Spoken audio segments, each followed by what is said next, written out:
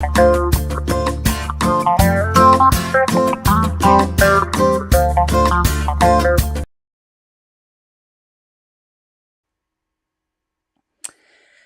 morning and welcome back. So this is our second community class of the year. So apologies for being away for a bit. I've had a bit of a bug. So yeah, it's clinging on. So if I suddenly start coughing, I do apologise. But fingers crossed, I should be all right. So hopefully you can hear me all right and see me all right. So if you want to let me see your name in the comments, there's a link in the description that's going to let that happen. If you've already enabled it, you should still come through regardless. But I will wait for a few people to join. But as a kind of quick oversight, what we're doing today, we're doing colourful watercolour. So you won't see a bit of black in this project. The idea being that I'm going to show you a few tips and tricks for using stamps with your scanning cut. We'll see how we go. So I don't have massively long plan today, so I'm looking at probably about half an hour. Good morning, Linda, and I hope you are well.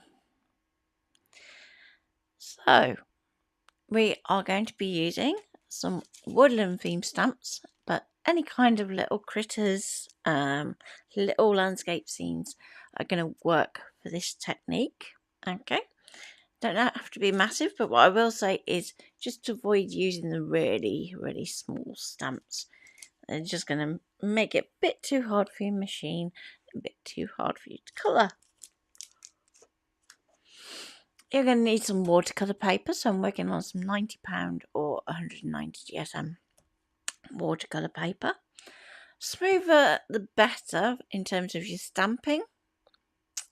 Morning, Michelle. Thank you for joining us. Oh, you got your floor fitting today. Yay. So,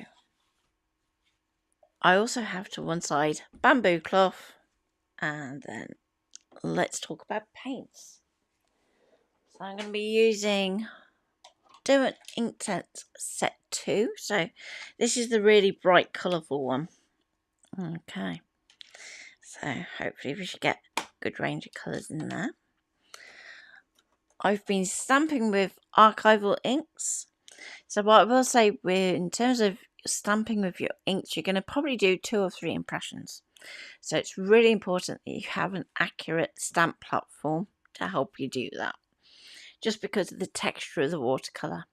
If you're working onto smooth stock, you'll probably find that you can do it first time easily, but just because there's that texture, we want to do a couple of extra impressions.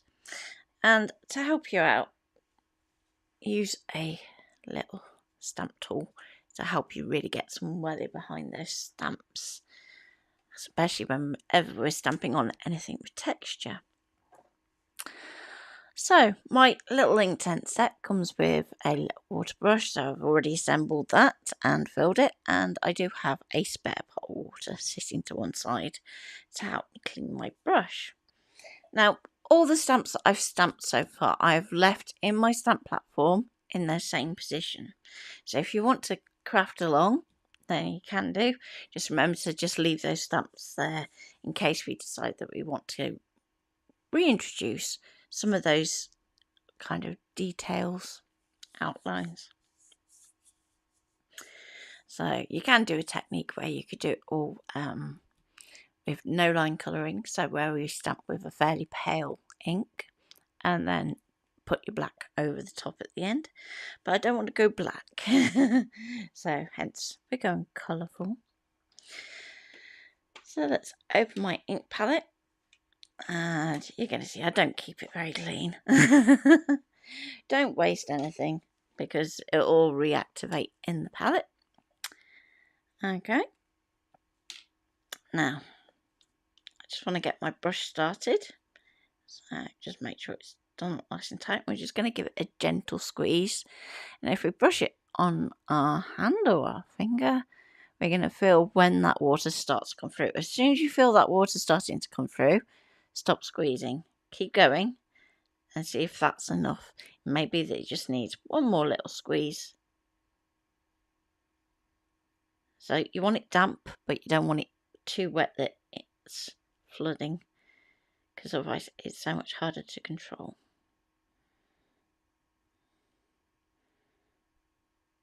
It's kind of getting there a little bit more.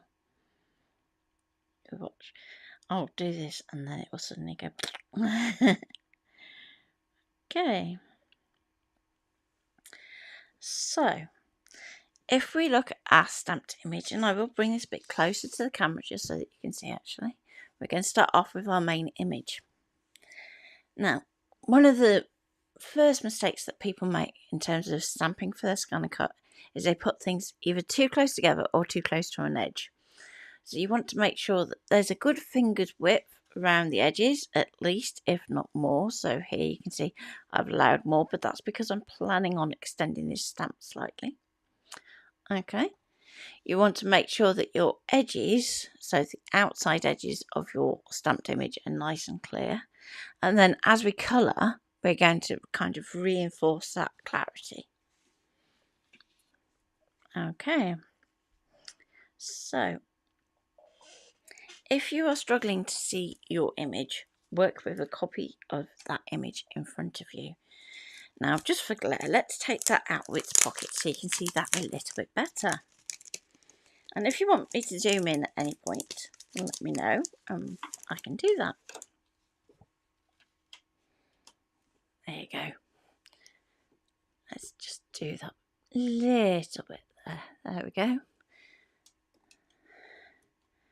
Just adjust that light slightly so you can see. There we go.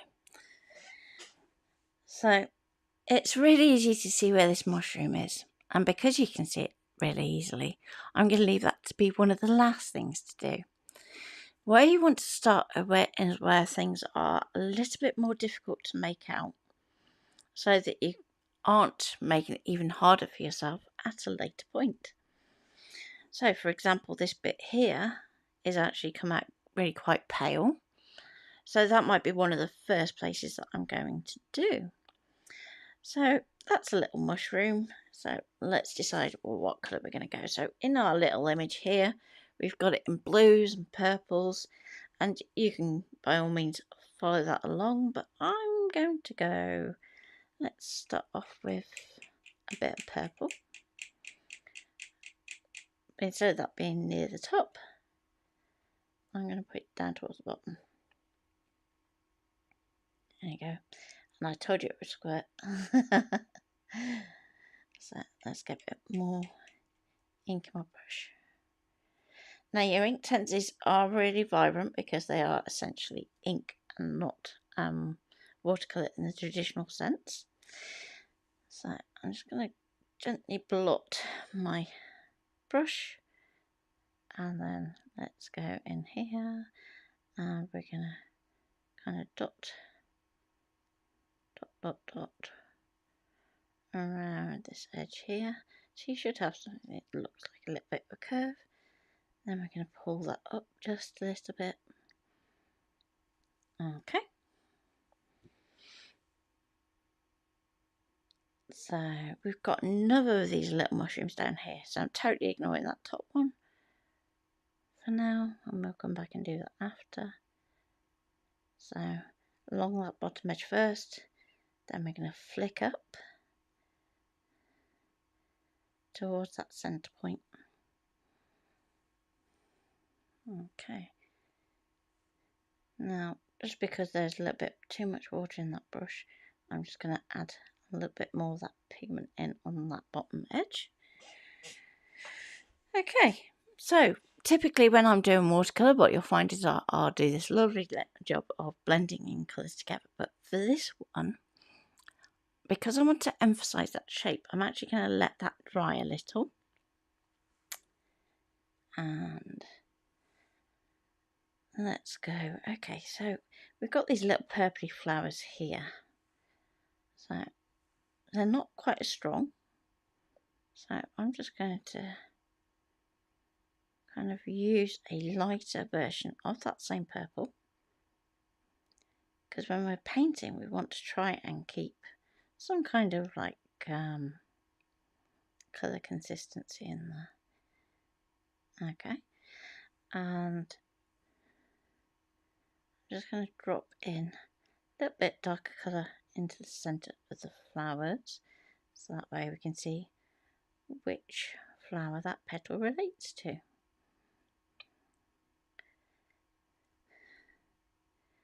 Okay, let's just block that off a bit so that we get back to that lighter colour. And we've got another petal down here, and this one here as well. And again, pull up a little bit that dark purple and put it towards the centre. Now you notice I'm not being perfect about how I'm lining these up. So there's a darker little section in there. So let's just make that darker. And that's going to help our petals kind of pop up a little bit. Just going to blot that again. If you are starting to struggle to see where you're going, just keep comparing the two. So this bit here is those red berries. So if I put my finger there so I know it's not there, we've got that bit there. That is our purple petals.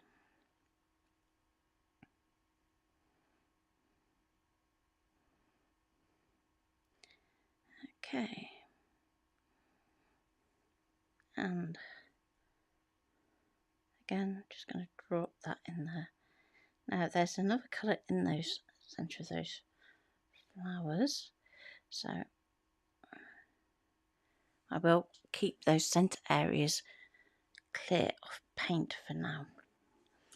Now, because the two colours that we're looking at possibly using, if we stick to what's on our image here, they are complementary.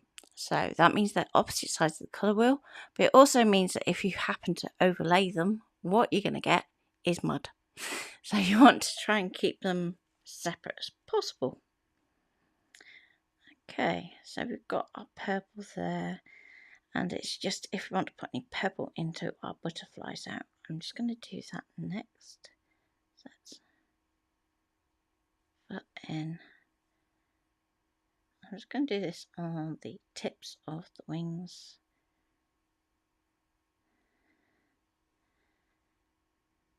There we go.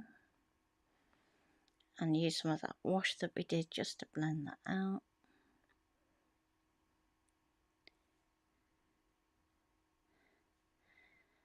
And this one here, I want to bring that down there because we want to match this wing here. And then we've got this bit that's going to come sort of around there. There we go.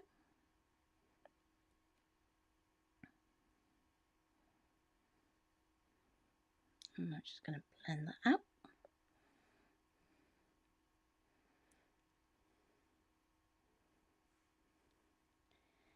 Okay. So we have got a bit more of a darker colour in here. So I'm going to go and pick that purple up neat.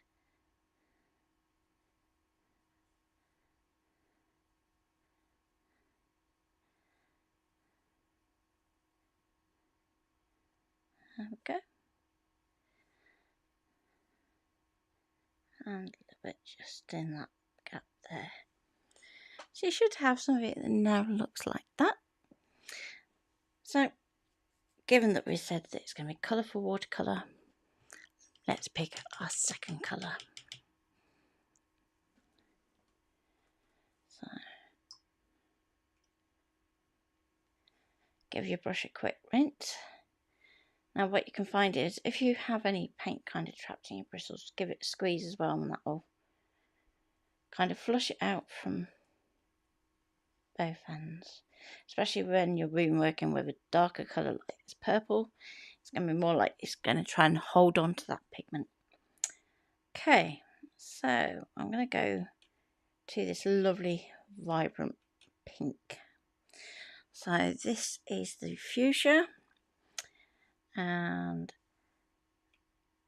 let's go first of all to our mushroom.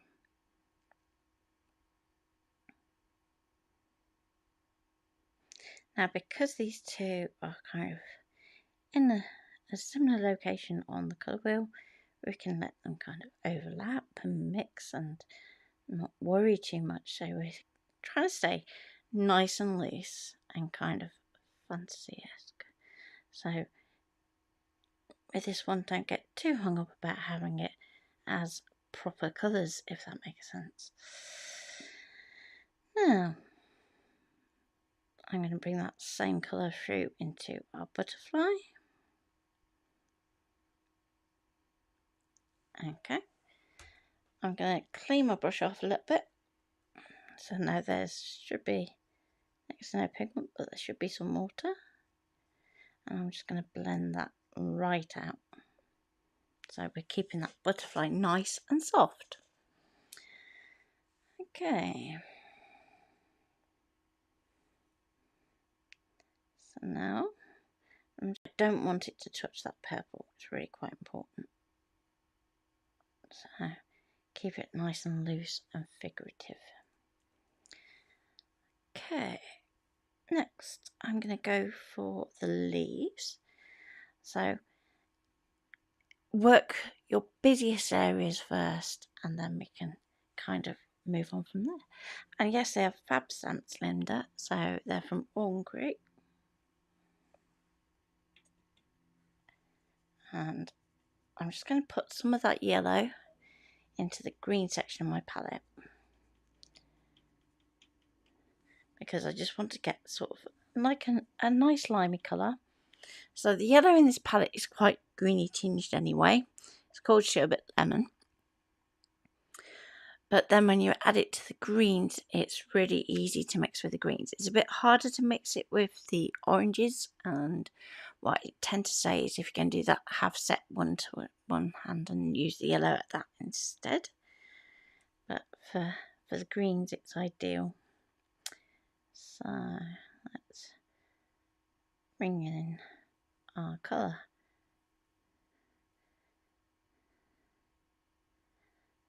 Now, I've stamped this image in Wild Honey archival ink.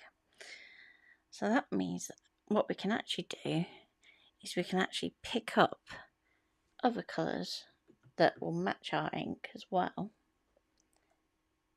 to actually drop in. So I'm going to pick up a little bit of this orange, and if you remember what I said, if it's on the other side of the colour wheel, you're going to kind of get mud. But for your leaves, you actually kind of want that. Okay, so there's our first leaf done, and we can work our way through. So a bit of a clean. Let's go back to our green. So we're still doing this same kind of leaf section here. So we'll keep that same green, and again we can just pick up a little bit of the orange and just let that kind of feed through. That's going to give our leaf form. A little clean. A bit more of that green down the bottom. And I'm just going to drop in some orange down there so that we get the sense that this one is on the ground a little bit more. I'm just going to very gently put my tip through a lighter bit of that navy colour as well. And that's going to give us our shadow colour. So we want to try and help our leaves pop out. So if we go across the top edge of our leaf so that we're making our leaf pop out. So let's see if I can get that to pull up. Come on. There we go. So you want it on this top edge here. And you can make that as strong or as weak as you want it. So let's give that a quick wash. I'm going to bring in a bit more of that green into that lime, and we can do a different section of leaves. So let's do this one here, and we've got a few bits that are going to come along like this. We've got some more leaves down here, and this is where we're going to start getting a bit more loose, because if you can't see exactly where your lines are, then we can kind of get away with making it look a bit more out of focus by just dotting that colour in and then letting the lines that are there do kind of the work for us. Okay, another quick wash, and we want to go for a different green again. So I'm going to start off with this kind of browny colour. Seems really weird and kind of the wrong way to go about it, but for this one, because I want it to be radically different, I'm going to start with that brown. Then we're going to pick up our green, and we're just going to drop that in right on top.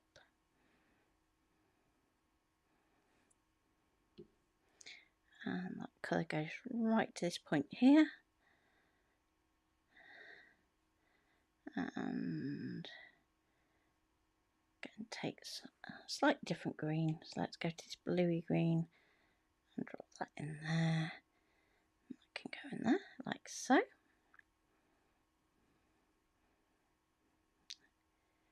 that in there.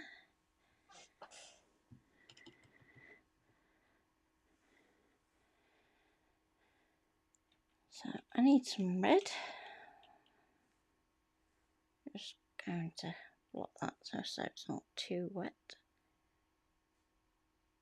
And we're going to be doing our berries.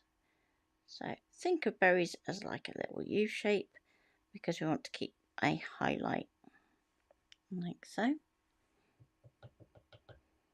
Let that dry for a bit though, because that's quite wet.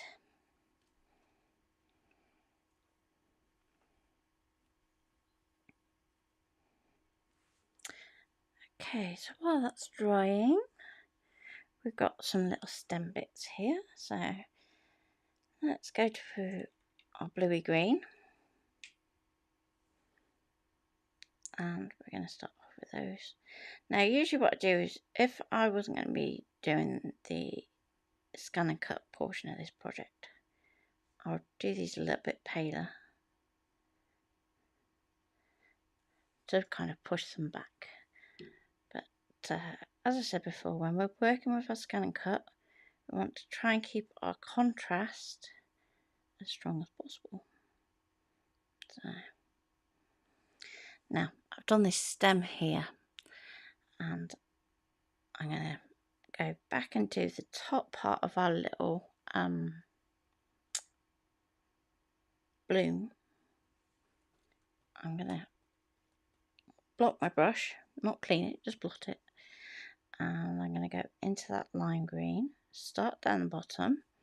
Now we're going to mix the two together. There we go. And let those colours intermingle. Okay, just notice there's a little bit missing there, but we can just use a water brush just to kind of touch that up. Okay, so if we're going to be cutting around this exactly, then you want all these light wispy bits in the background here to be really precise. Okay, I'm going to do something a bit different, because what I'm thinking is having a frame round here so that it actually cuts out the watercolour panel, and then have it do like an inner aperture so that I can pull that outer frame up, and then we can bring in some of the elements over here. Did somebody say that they were only going to do half an hour? Oh dear. So let's go back to our orange, and I'm going to drop this in underneath our mushroom. Blot, blot, blot. Little squeeze, and we're going to blend that out. So As we start to get down towards the bottom, we can reintroduce that same colour, so we get the feeling the light hitting our stem here. Okay, so without cleaning the brush, we can move to our other mushroom. And because that doesn't really have much of a stem, I'm just going to leave that in its totally orange state. And we can actually start to do this one up here too. So let's get a strong orange underneath there, so it looks like it's actually hollow. And then if we leave a line at the bottom, we can just blend that out. And there we go. Now what I'm going to do is I'm going to leave that to dry for a moment and we'll move to something else, because we want to keep our stem nice and sharp. So because I'm going to be doing that technique where I want kind of a softer outer edge, and then we're going to just cut a circle for that centre, then I can go a little bit more loose in terms of my painting. So just going to kind of get my brush in there. I'm just going to try and follow the direction of my little petals here. And what I would say is, if you're doing something like this and you're thinking, okay, that's lovely and all, but it's a bit flat, pick another colour. Sort of within the same kind of vicinity in the colour palette, but just pull it out in a few places and it will just give that a little bit more depth to your painting. Speaking of which, Lucy suggested that I do a class on Rebel, so that you can see that in and how that works. So I'm going to do my mushroom here the other way up, just because I can. So if you fancy doing some watercolour painting with me, because it is really realistic with watercolour painting, so even if you don't have Rebel, it's still applicable. And I'm going to be doing some watercolour painting. Rebel can also do acrylic and oils, which is really funky, because you can actually do a lot of mixed media work within it and not have to worry too much about the mess you're making, because you don't make any. So at the moment that's a good thing for me, because yeah, the studio still isn't there. So hey ho. There we go.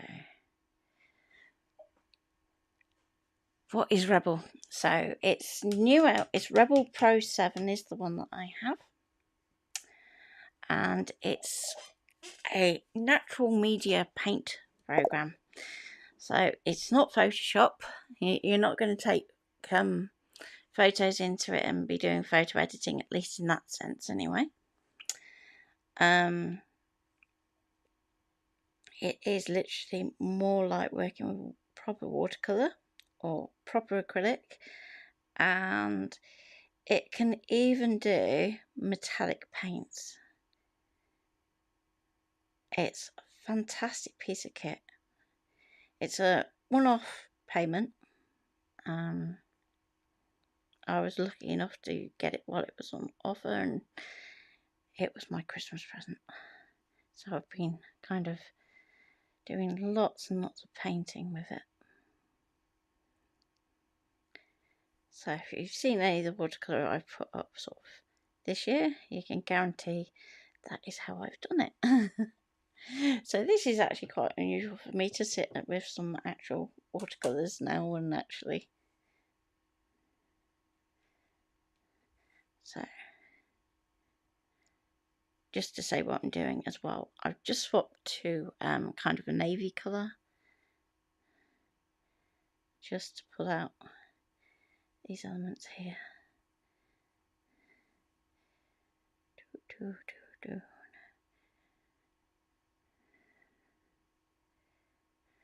But yeah, I've been kind of obsessed with painting in Rebel instead.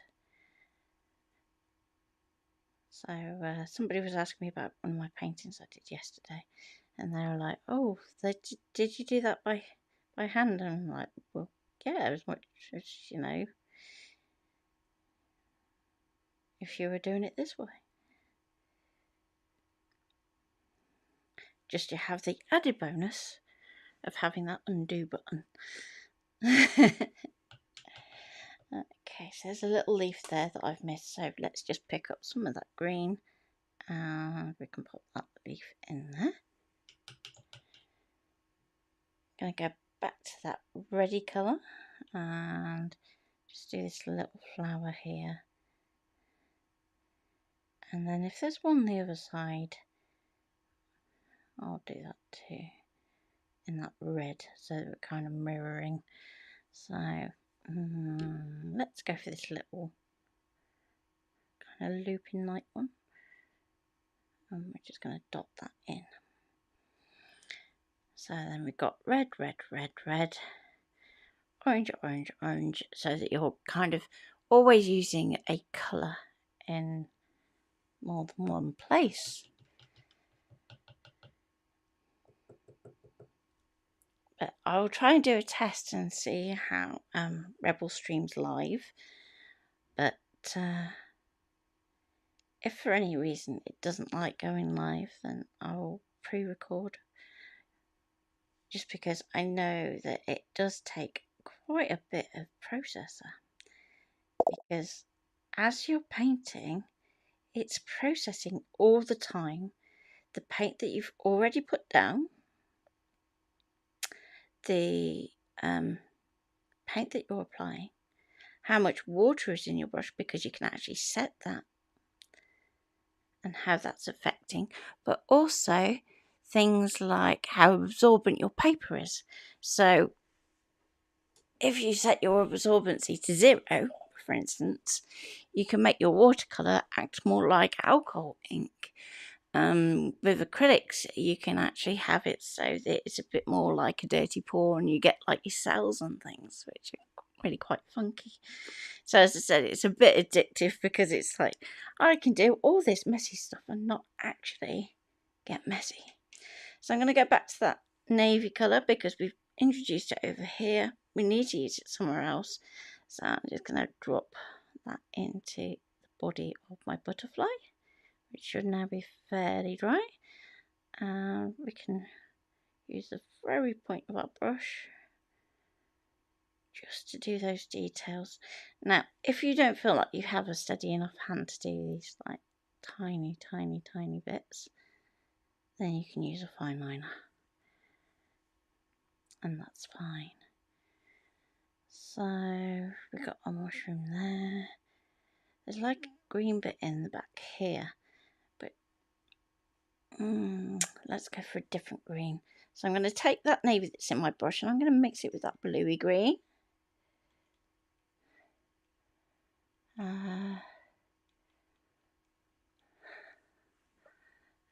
And yeah, it's mushrooms. And by going that bluey shade, it should push it back into the background. There we go. Now there is actually another flower there that I've just covered up, but that's okay. And I'm going to do the same here actually. Just put that bluey green in just to push everything back. Lucy, can you speak to your dad, please?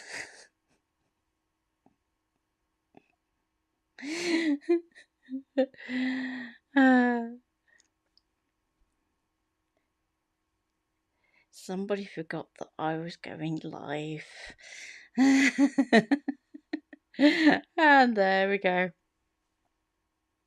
Mind you, I did say I was going to try and do half an hour. So that's kind of my fault too. Okay, so we've coloured in our stamped image, and at this point it's Yeah, pretty soft. And what I would say is let this dry and then go back in and do some other areas and things a bit stronger so that you get a stronger contrast. So in particular, down in this section here, you want to kind of pull out that shading. So it's been a while since we did that area, so I can kind of show you what I mean. So I'm going to go and put our shadow in really quite strongly, like so. And that's going to help this leaf here kind of pull up. But I'm going to put shadow under here too.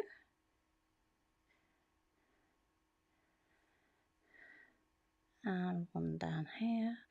And in our stamped image, if we look at the little guide that comes with it, we've got a shadow that's painted under there. So what I'm going to do is once this bit is dried a bit, then I will go through and do that. So I'm just going to add a bit more green, just because otherwise it's going to start looking a bit dark and a bit muddy, and I don't want that just for those bits. And I'm going to put a little bit in there. There's a little bit that needs some orange as well, just in this little almost nest-like section. It's not actually a nest, but and just by adding that little bit of darkness, we should start to bring out some of the detail. Now you can use that same navy to do the shading in our flowers too, but again, careful to not go over that yellow, because otherwise you're going to get green with the navy. And I want to try and keep it as yellow as possible.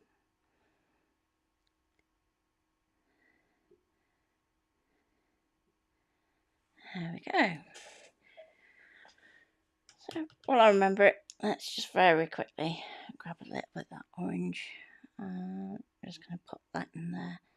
Now where that orange mixes with that navy, we're going to get brown, but that's okay, that's what we need. And there we go.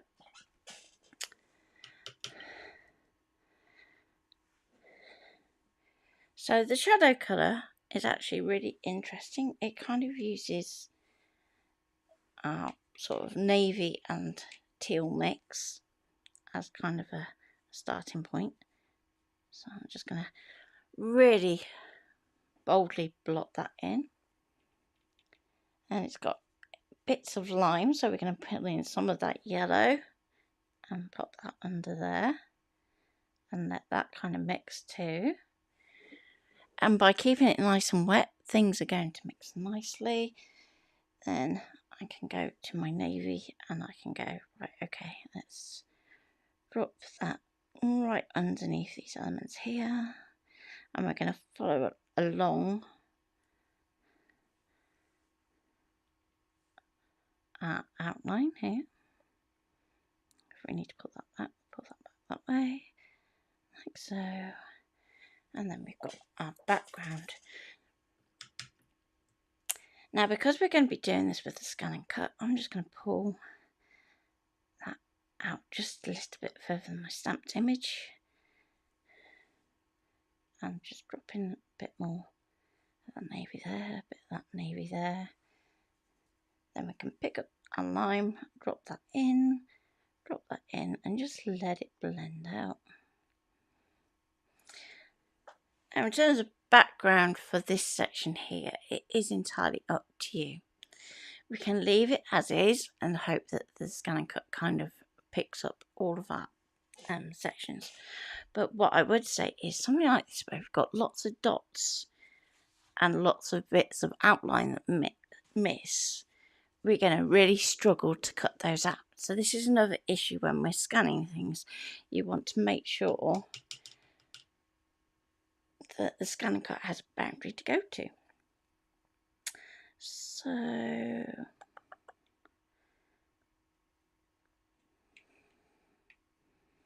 I'm going to go to this nice blue, and it's going to look really scary. Okay, don't get too scared. I'm going to pick up some of that bluey green, and then we're going to really pile in the water because we want it to be nice and pale. Paler the better. Now what I would say is use a spare bit on your stamp paper to actually check. So just draw out a line. Let's see if I can get it to pick up. There we go. Just to see just how strong that is. And you've got two choices. You can start dark at the top and get paler, so as if the sun is kind of setting down towards the horizon, or do it darker at the horizon and paler up towards the top, as in it's more sort of like noon.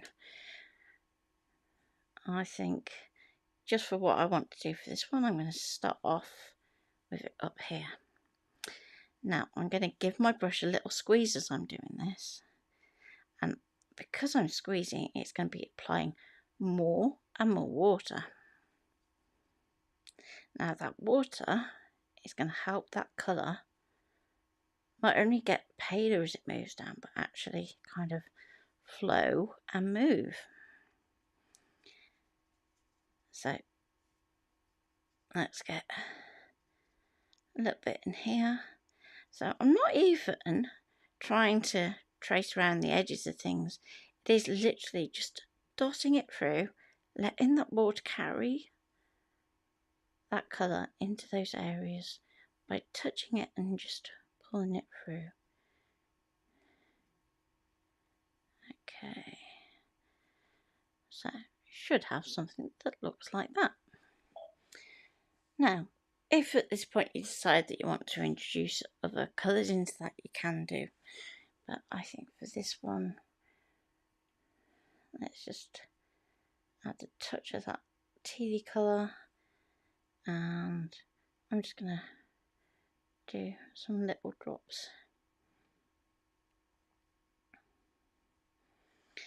And again, we've kept this very, very wet on purpose so that our colour is going to blend through. So rather than it looking like random dots, we've got more of a kind of cloud thing going on. So if you need to flush out your brush just to blend things out, then just do a little drop into your palette, and that should be enough to clean rather than going through and having to clean everything. So what we're looking for is that when our paint dries, we've got a kind of definitive line-ish, but you want it so that you can see an optical contrast, if that makes sense. So with this top edge, just want to try and make it look a bit more random. So let's put in a bit more like that. And just because it started to dry a bit at this top, I'm just going to kind of tap that out. Now, before we go and put that anywhere near our machine, it does need to dry. So I think this is going to end up being a two-parter, I do. Let's just very quickly, we've got some little characters here, and I'm just going to very quickly rough these out. We'll see if it dries quick enough. If not, I'll do it in two parts. It's fine. Because if your paper has any moisture left in it and you try and cut it, you're not going to get a nice clean cut. So I've used the brown, which is red oxide, and the bright orange on my little hedgehog here. Now, you're going to see when I do this, I kind of put my dark colour just inside the outline of my hedgehog. And that's because we want to kind of show that the light that we've kind of got down here in our image is actually behind our little hedgehog. And it may be that we don't see those bits, but we've if we've done it, then, you know, job done. Don't have to worry about it.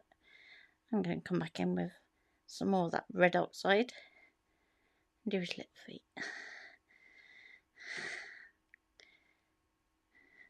Okay, now while that's still fairly wet, let's get our shadow colour. I'm just going to drop that through because I want it to look like little feet in shade, because they, you know, obviously he's over the top of them. And I'm going to blend that out. Now with something like this where we've got our shadow, make it bigger than what you actually need it. The reason I say that is if we're trying to stick it inside an aperture, if it's bigger, then when it does the scan, then it's going to give you enough for a glue tab. Your other option is that you take it into canvas and then you're faffing around putting glue tabs in. So let your watercolour do the hard work. Let's pick up that tealy blue and we're going to drop this into our little dragonfly. So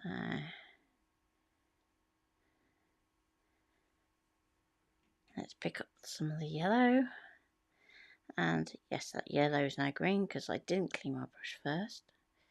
And that is fine. Back to our tealy colour, and again this will come out darker again because we haven't cleaned our brush. But if we go underneath, and then we can do a little trace for the legs. There we go. And then we can just drop a little bit more of that colour in the tips of the wings. Okay, so I have done a little frog as well. The frog's a bit more difficult to see, even for me. And he's upside down, bless him. So let's make him a little bit easier to see. So I'm going to do the colour of his body first, and a little bit up around the eyes, and then we can just pick out some colours and we can just drop that in. We can let that kind of blend like so.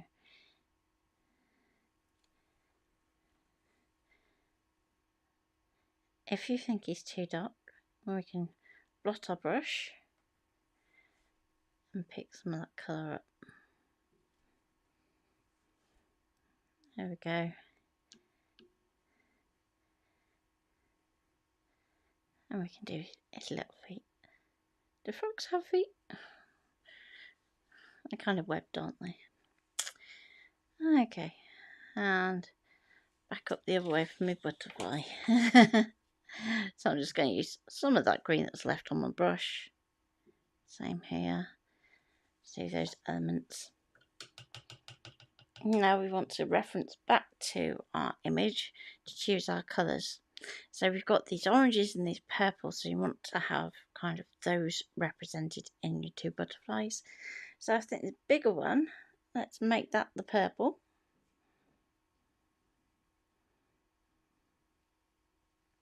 So that our butterflies are stamped in kind of a paler green,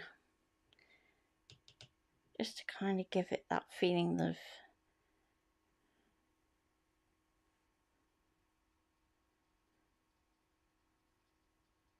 being insecty and kind of translucent.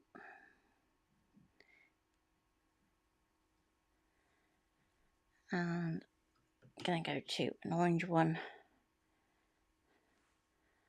for this one down here. Okay, there we go. And again, when we're being kind of loose with our watercolour, it's the edges that are important.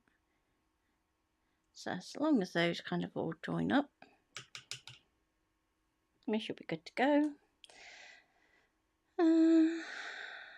Very, very finally, let's get our little snail. because we use that red oxide in our little hedgehog, we need to use it somewhere else. So let's use it on a snail shell, so you get the feeling of those little spirals. And again, just go around the outside.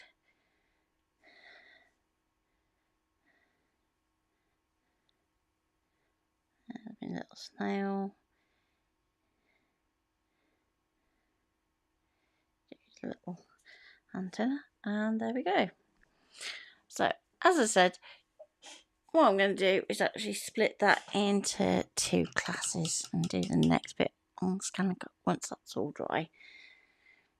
So I'll do that Friday. Take care for now, and I'll see you Friday, same time, same place. And we'll finish this off. Just to go over everything that I've used.